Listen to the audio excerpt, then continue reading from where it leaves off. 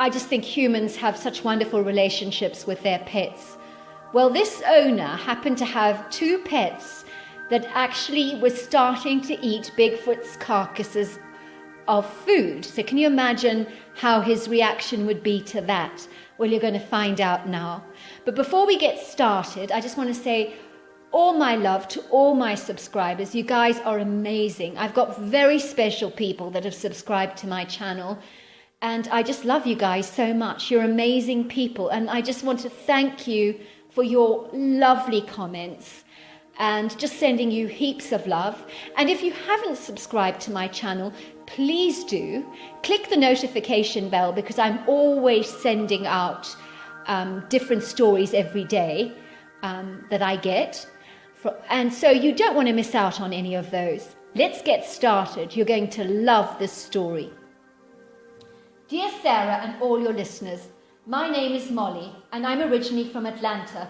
But when I got married to my husband Wayne, we both moved to rural Kentucky, where we converted the original plain white farmhouse into a beautiful, idyllic, shabby chic style lemon yellow cottage, which is surrounded by a white picket fence.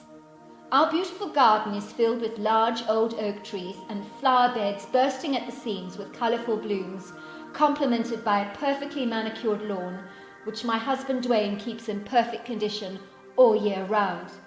Where I live, it's very rural and quite remote, with a beautiful lake downtown and plenty of untouched forest and countryside, which is perfect for would-be hikers and all those adventurous types that love to go exploring. Naturally, it goes without saying that there's a great deal of wildlife in our area. Sometimes you do get deer on our property, but more often than not, they tend to stay in the untouched areas of natural habitat, which consists of large, lush green forests, silvery lakes, beautiful meadows, and glorious valleys. My Bigfoot encounter happened in the fall of 2009, which is my favourite part of the year, because I simply adore those yellow carpets of glorious gold that literally caress the forest floor in regal splendour. I just think those shimmering gold autumn colours are utterly magnificent. My story starts when I had just had the most horrendous day at work. My boss was in an extremely foul mood, and he literally lost-witted with me over a report that I had filed, which he claimed was not up to my usual meticulous standards. I was flabbergasted, because I considered it to be one of my finest pieces of work to date, but he completely trashed it, so imagine how I felt. I was totally demoralised and completely downtrodden. Yet the day did get worse, believe it or not. My neighbour phoned me in a dreadful state about a large branch from a tree of mine that had fallen into his property due to a heavy windstorm. "What are you going to do about it?" he screamed. "This monstrosity is ruining my garden." "I will sort something out," I assured him. "I can hardly do anything about it now. I'm at work." As I drove my car through the rural back roads to my home, I was feeling completely defeated and deflated. It had been a terrible, terrible day, and I just could not wait to get home, to wind down and relax and finally put my feet up. You know that feeling. Suddenly I noticed a log strewn across the road, creating a barricade, and I literally held my steering wheel and screamed, "Oh!" It felt so good to release all that pent-up tension that had escalated throughout the day. Could the day get any worse, I wondered. I was about to find out. I slammed the door as I got out of my vehicle. It looked like someone had purposely blocked up the road, and I'm afraid my thoughts did wander to my neighbour.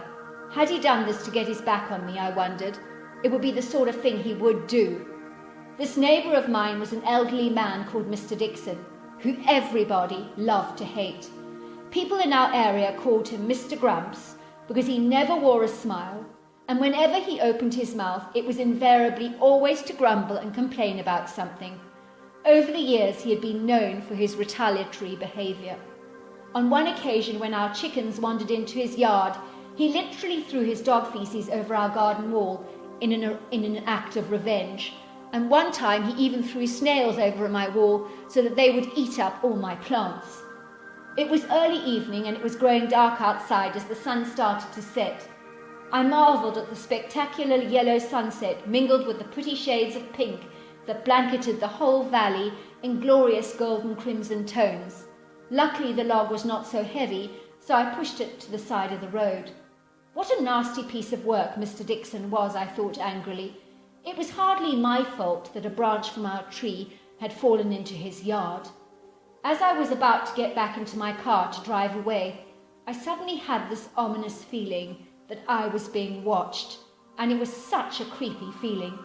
I could actually feel the hairs on my arms standing on end, and I had visible goosebumps. I looked around at the valley with its ubiquitous trees and thick underlayers of long grasses and shrubbery, and I wondered if I had imagined it all. The early evening felt unusually quiet, and literally the stillness set my nerves on edge. Something was very wrong, I thought. There was no late afternoon, early evening bird song, which I was used to. It was weird, to say the least. I got back into my car and drove off with that airy feeling still haunting my belly. When I got home, my yellow Labradors were lying on the ground with bellies that were so swollen and inflated they looked like they were 9 months pregnant. They lay on their backs on my white and black kitchen floor, barely being able to move a muscle. What on earth is wrong with Myrtle and Tiger? I asked my husband in horror. Should we not be taking them to the vet? Their stomachs are unnaturally distended and bloated. I'm afraid they managed to break open the huge bag of dog food I bought, said my husband. I came in here and found that they had gobbled up a month's supply of food between the two of them in one sitting. You have got to be kidding, I said in horror. This really had been quite a day. The following morning, when I left for work once again, that horrible neighbour of mine had replaced the log in the centre of the road, and so I got out once again to pull it to one side. Thank goodness it's Friday, I thought. I've had about as much as I can take. I have the weekend to look forward to now. Let's hope the day goes by fast and that my boss is in a better mood. As I was moving the log to the side of the road, I thought I detected a dark, shadowy form moving behind a tree. I was sure whatever this thing was, it was the same creature I had seen watching me the day before. I could feel those predatory eyes on me, and it made me feel uneasy. I looked around, and again I saw nothing. That evening the same thing happened all over again, and the log was once again lying across the road. Now I was mad with Mr. Dixon. I was going to give him a piece of my mind when I got home, I thought angrily. As I got out of the car, the breeze was blowing in a southerly direction, and I got a whiff of the most god-awful smell. It smelt like urine, sweat, feces, and skunk, all blended together in a hideous gaseous cocktail. Once again I thought I saw the dark, shadowy form peering at me from behind a tree, and I could tell that whatever it was watching me, and I felt incredibly uncomfortable. I was very certain that whatever this thing was that was spying on me, this behavior was not common in any animal species that I knew. Creatures that tend to stalk their prey, like wild cats, coyotes, panthers, and mountain lions, tend to be low on the ground, whereas this thing, whatever it was, appeared to be tall and large, and I did not think it was a bear, because bears don't behave like this. When I got home that evening, my dogs were still happily sleeping off and digesting a month's supply of food, and were in very good moods. I think they must have really enjoyed their pig out. I, on the other hand, was furious, and I phoned up Mr. Dixon and gave him a piece of my mind. "How dare you keep putting that log in the middle of the back road when I leave for work?" I shouted. "I know you were put out by the tree trunk falling into your garden, but my husband has sorted all that out for you, so why are you doing all this?" "I did not put any log in the back road," screamed Mr. Dixon. "And as for your husband, he did a crap job removing that tree branch. He scratched some paint off the side of the fence and messed it up." "Good," I said. "You deserve that, Mr. Dixon." "Shut up, you bitch," came Mr. Dixon's reply. "I knew you lot were trouble when you pulled down that perfectly good farmhouse and changed it into a god-awful designer cottage." "It's called shabby chic, Mr. Dixon," I corrected, "and it's a big improvement from the old house that was there before." "Not in my opinion," snapped Mr. Dixon, slamming down the phone. The next morning I overslept. but thankfully it was a Saturday and I could take it easy. I decided I'd have a lazy day and potter around the garden and then later take the dogs for a walk in the late afternoon in the forest, near to where I'd seen that dark, shadowy form the day prior. I was hoping that I'd be able to figure out what that creature was with the protection of my 2 yellow labs in tow. I knew the dogs needed to work off the excess calories they consumed because yellow labs are prone to obesity, and my dogs would literally eat themselves to death if they could. They just love food that much. We entered the forest, which smelt beautiful and was carpeted with golden showers of glorious leaves all over the ground, and so when you walked, you literally crunched the leaves under your feet. It was a beautiful breezy day with a slight chill because winter was on the horizon and the days were starting to get darker earlier. The dogs ran around the forest in delight, sniffing the ground in gusto, and then they sped off at immense speed into the depths of the forest, leaving me far behind, something that they would normally never do. I was naturally annoyed because my dogs are usually well behaved, which was why I would take them into the forest without their leashes on, because they are friendly animals that are not remotely aggressive, and they love everyone, including all breeds of dog, both large and small. I called after them, but they did not respond. "Tiger, Myrtle," I called, "come back at once! Tiger, Myrtle! Tiger, Myrtle! Tiger, Myrtle, come back! Tiger, Myrtle, Tiger!" As I ran into the forest, I noticed that horrible odour again that I had smelt the day before, and it was awful. I clenched my nostrils tightly and called out for my dogs again, but was met with total silence. "Tiger, Myrtle, where are you? Come on, Tiger, Myrtle!" I suddenly realised how spooky and creepy the forest felt, because it was so unnaturally quiet, but not in a peaceful way. In my gut I knew something was terribly wrong, but I couldn't put the pieces together and figure it all out. All I can say is I sensed this ominous, foreboding presence. Maybe other animals felt it too, because there was no sign of a darting squirrel or a curious chipmunk, nor was there the cheerful bird song that I loved so very much. But suddenly I heard this gobbling sound, as if creatures were eating something in a hurry, and as I ventured deep into the woods, that was when I saw my yellow labs tearing at a hefty carcass of a recently killed moose. And believe me, it was fresh, because the body was still warm to the touch. I grew very concerned. This was a freshly killed carcass, so the predator who it belonged to could be around and potentially could kill my dogs and myself, and we could both or all be in danger. Suddenly I heard this low guttural growl, and that noise was incapacitating. It went right through me, causing my whole body to shake uncontrollably. All I know is that I was filled with this overwhelming dread, and I knew that something quite terrible was about to transpire. The growling continued and got closer and closer and louder. Then we saw him, this monstrous creature, the likes of such I have never seen before, and in my eyes far more terrifying than an encounter with a large cat, such as even a tiger. This creature was gargantuan, and there are no other words to describe him. He was massive, powerful, and exceedingly strong. So strong, in fact, that it would have been nothing for him to have taken down the 700-pound deer in a heartbeat that my dogs were now devouring. This creature, whatever in God's name it was, must have been at the very least 8 foot tall and 900 pounds, and possibly even more. He looked like a giant-sized man, but he was not a man, or a giant ape, but he was not an ape. It was like there were 2 DNA profiles that had merged together to create this monstrous beast that some weird scientist had let loose into the forests of Kentucky. Well, those were my thoughts at the time, as I wondered what on earth this creature was, and how to react to it in a way that would not end up with either of my dogs and myself being fatally wounded.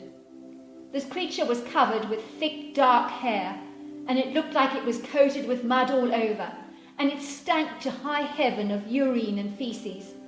I noticed that the arms were long, and the head was shaped like half an egg that sat on a pair of massive shoulders without much of a neck, and the face was hairless, with a squashed nose, protruding forehead, thin mouth, and brown, hostile, angry eyes that were filled with incandescent rage.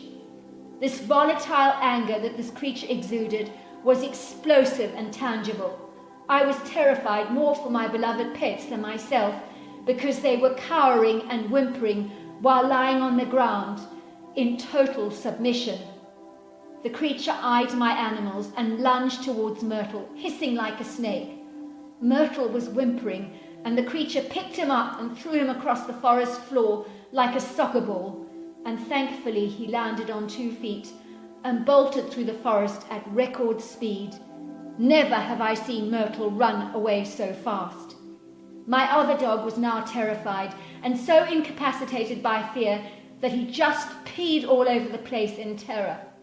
The creature grabbed Tiger by his mid-torso as if he weighed nothing and threw Tiger across the ground in fury, and I watched Tiger limping away, whimpering in pain.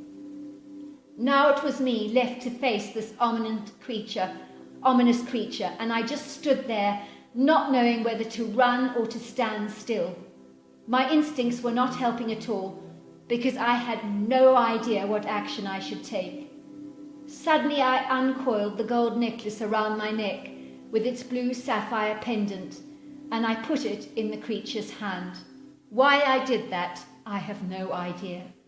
Initially he growled, and then he looked at the pendant, and the light of the sapphire sparkled as the fading beams of sunlight flickered through the trees and somehow lit up the jewel so that it looked quite resplendent. I saw this creature's rage transform into absolute fascination as his sausage-sized hands rubbed the stone with an open curiosity. In that moment I just ran away as fast as I could, tripping over fallen debris on the forest floor, twice over, and spraining my ankle in the process. I half expected to hear the creature racing after me, but all was still, and then I heard this long whistle, which at the time I thought was from a bird, but now I know differently. It clearly seemed my jewel had done the trick, and I had no idea why I had chosen it to wear it that day of all days. Someone was looking out for me. You see, I rarely ever wear jewelry, and what possessed me to wear it that day I do not know.